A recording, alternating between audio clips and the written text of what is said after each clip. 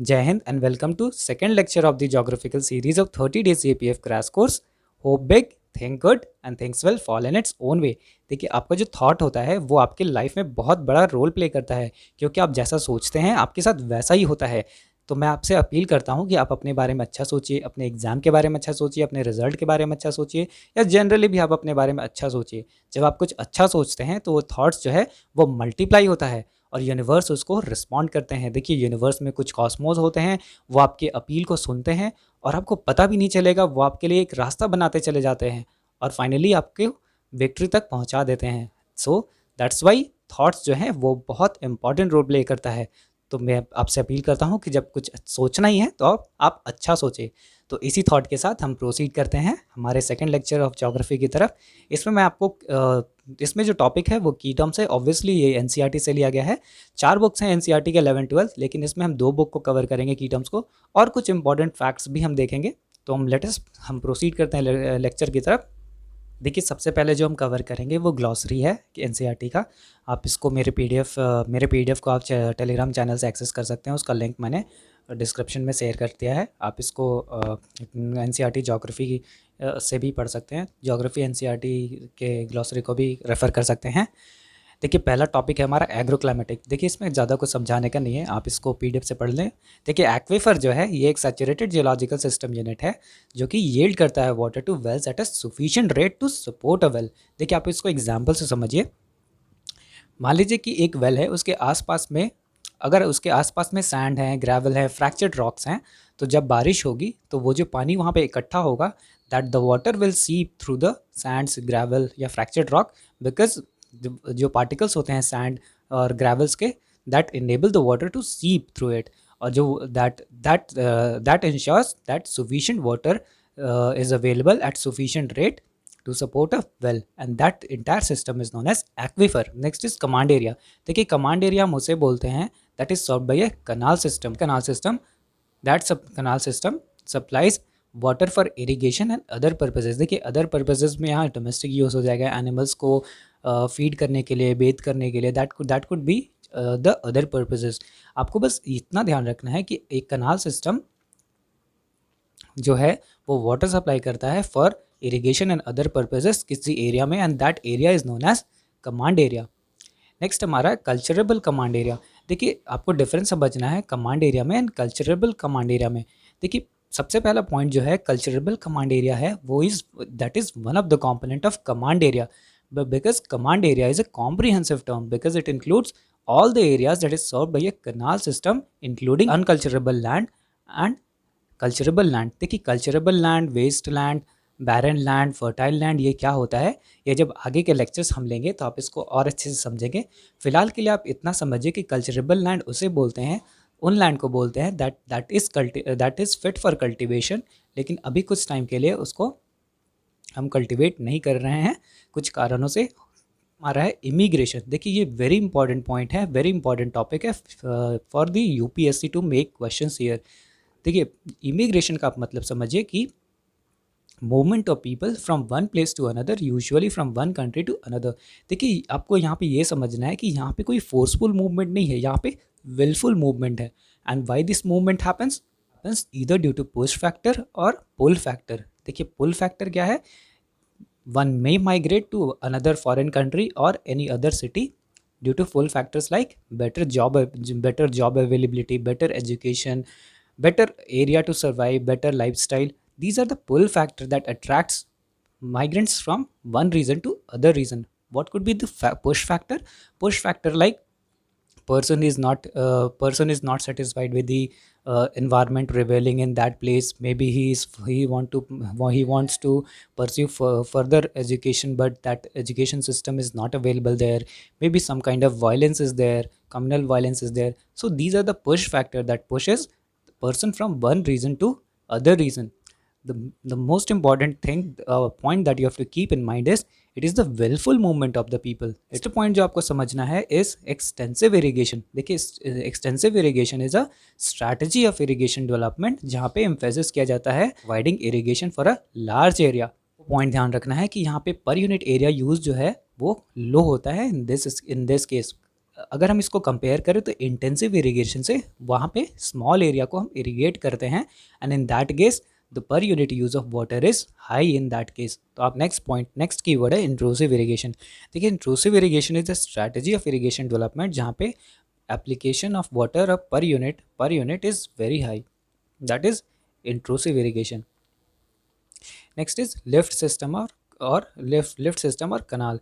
देखिए इसमें क्या है, लिफ्ट की बात कर रहे हैं तो लिफ्ट से क्या आप समझिए कि लिफ्ट ऊपर और नीचे जाने की यूज़ होता है। तो इसमें लिफ्ट सिस्टम जो है ये चैनल ऑफ कनाल है जहाँ पे वाटर को फोर्सफुली फ्लो ऊपर खींचा जाता है against the slope of land by upliftment. Next keyword is migration stream. See migration stream जो है ये रेफर करता है group of migrant with a common origin and destination.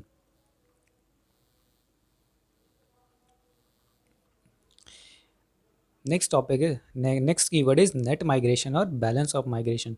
Net migration मतलब आप समझिए कि अगर किसी एरिया में यहाँ से कुछ लोग दूसरे एरिया में जाते हैं, लेकिन इस पर्टिकुलर एरिया में कहीं और से भी कुछ लोग यहाँ आते हैं, तो टोटल जो है इस एरिया में कितना चेंज हुआ, that is the net migration और balance of migration. That is it is the difference of total number of persons arrived and left out of the place. Next is refugee. देखिए immigration में हमने बात की थी कि wilful movement होता है। यहाँ पे रेफ्यूजी में people are force to take shelter in other country due to life threatening situations, insecurity, war और violence of human right in their own country. Next is remittance. देखिए जो लोग फॉरेन कंट्री चले जाते हैं और वहाँ से पैसा अर्न करते हैं, और पैसा अर्न करने के बाद जो फैमिली यहाँ पे इंडिया में रह गई है उनके लिए कुछ कैश भेजते हैं। तो हम दैट इज़ जो कैश और काइंड्स भेजते हैं दैट इज़ द रेमिटेंस। कहेंगे कि money order is also a form of remittance, money order जो बाहर से आ रहा है। Okay, next keyword is transhumance. देखिए दिस इज़ वेरी इंपॉर्टेंट। इसमें क्या होता है कि ये सीजनल माइग्रेशन का प्रैक्टिस है जहाँ पे जो पेस्टरल कम्युनिटीज़ होते हैं, pastoral means their livelihood due to their cattles. तो ये सीजनल माइग्रेशन का प्रैक्टिस है among the pastoral communities who migrate from place to place in search of pastures for their herds. Is water buddy system. See, it is equal water buddy system. This is equitable distribution of water in command area of canal outlet. हमने command area देख लिया था। यहाँ पे equal distribution जब होता है तो उसको हम वाटर बंडी सिस्टम बोलते हैं। वाटर साइड आप पढ़ लीजिएगा, it is not much big deal. Next is balance of trade. See, balance of trade means values of countries export minus import, that is the balance of trade. Balance of trade जो है ये term economic term है। आप जब हम economic lecture पढ़ेंगे तो आप इसमें और इसको और अच्छे से समझेंगे। बार्टर सिस्टम, देखिए बार्टर सिस्टम है, यहाँ पे डबल कोइंसिडेंस ऑफ वांट होना चाहिए। इसका क्या मतलब है, इन दी ओल्डन टाइम्स इसमें क्या होता था कि suppose I am having 2 kg of rice and the other person is having 2 kg of tomatoes. I want 1 kg of tomato and the other person want 1 kg of rice. So we both meet the demands of each other. So what will I do? I will exchange 1 kg of rice with the person having in exchange of 1 kg of tomato. This is the double coincidence of want. Means I wanted tomato and the other person wanted rice and we both traded. This system of trade is known as barter system. I hope this is clear. Next is census. Census is official enumeration of people. Next is counter ploughing. देखिए counter ploughing जो होता है hills या sloping land पे हम tilling और ploughing करते हैं, that is known as contour ploughing. देखिए एक काउंटर प्लोइंग से आप एक इंपॉर्टेंट पॉइंट याद रखेंगे कि contour ploughing is one of the method to check soil erosion. This is very important for the checking soil erosion and also important for UPSC. Next is crop rotation. देखिए आप इसको बहुत अच्छे से समझिएगा क्योंकि कुछ टर्म्स हैं मिक्स्ड क्रॉपिंग, क्रॉप रोटेशन, तो आप इसमें कंफ्यूज हो सकते हैं। देखिए क्रॉप रोटेशन का मतलब है रोटेट कर करके सेम सीजन में। देखिए रोटेशन से आप याद रखेंगे कि इसमें सक्सेशन में रोटेशन में मतलब रोटेट कर करके सेम फील्ड पे आप बार बार डिफरेंट क्रॉप्स को आप कल्टीवेट कर रहे हैं। यहाँ पे कीवर्ड्स है डिफरेंट क्रॉप्स और same field and succession. Season जो है यहाँ पे वैरी कर रहा है सीज़न टू सीज़न, क्योंकि एक सीज़न में हो सकता है आपने आलू को कल्टीवेट किया, दूसरे सीज़न में हो सकता है आप वहाँ पे गेहूँ लगाएं। तो that is crop rotation. You are using the same field for same field for cultivating the different crops but in succession. There it is not done simultaneously. आप ध्यान रखेंगे क्रॉप रोटेशन में साइमल्टेनियसली नहीं हो रहा है, एक ही फील्ड में बार बार जब एक बार जब कल्टीवेशन और हार्वेस्टिंग एक क्रॉप की हो जा रही है, उसके बाद हम दूसरा क्रॉप को वहाँ पे कल्टीवेट कर रहे हैं. Next is dairy farming. देखिए डेयरी फार्मिंग मतलब है एम्फेसिस यहाँ पे breeding and rearing of milch cattle को दिया जाता है. Dairy farming is very important. कई बार क्वेश्चंस आए हैं यूपीएससी में, क्रॉप रोटेशन में भी, तो दीज आर वेरी इंपॉर्टेंट, आप इसको ध्यान रखेंगे. Dairy farming means it is a kind of agriculture in which emphasis is giving on rearing milch cattle. Next is density of population. See, it is the number of population inhabitants living in a work specified unit of area.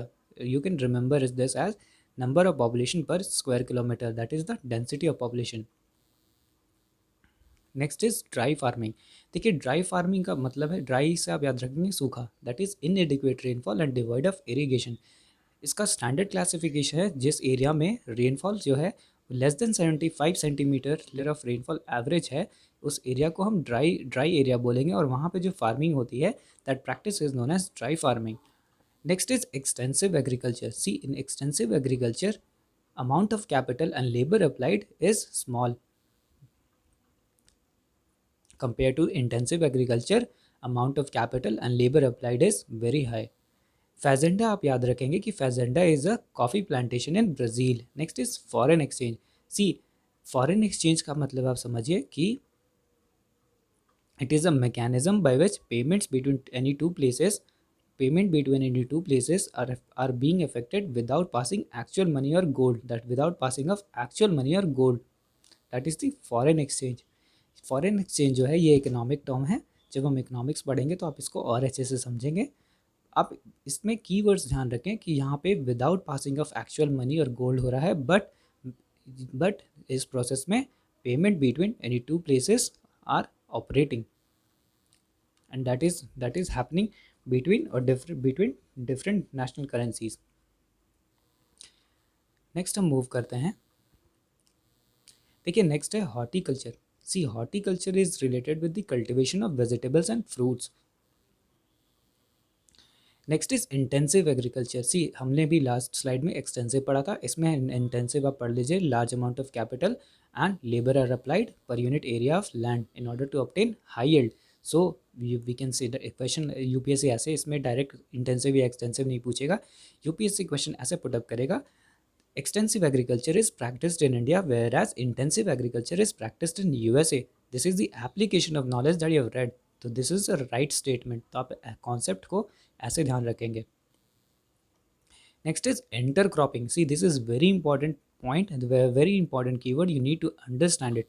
देखिए intercropping में क्या होता है कि दो से ज़्यादा crop एक साथ, the keyword is here is together, एक साथ सेम फील्ड पे सेम सीजन में हम कल्टिवेट करते हैं. देखिए हमने जो क्रॉप रोटेशन पढ़ा था वहाँ पे सक्सेशन में हम क्रॉप को कल्टीवेट कर रहे थे सेम फील्ड में, और वहाँ पे डिफरेंट सीजन्स भी था. लेकिन इंटरक्रॉपिंग में हम क्या कर रहे हैं, 2 या 3 क्रॉप को हम एक साथ सेम फील्ड में और सेम ही सीज़न में, जैसे कि विंटर सीजन में अगर गेहूँ उगता है तो विंटर सीजन में हम जैसे वीट को कल्टीवेट करते हैं, सिमिलरली जो ऑयल सीड्स होते हैं हम उसको भी कल्टीवेट कर रहे हैं in the same season. So you need to understand intercropping. I hope this makes you clear.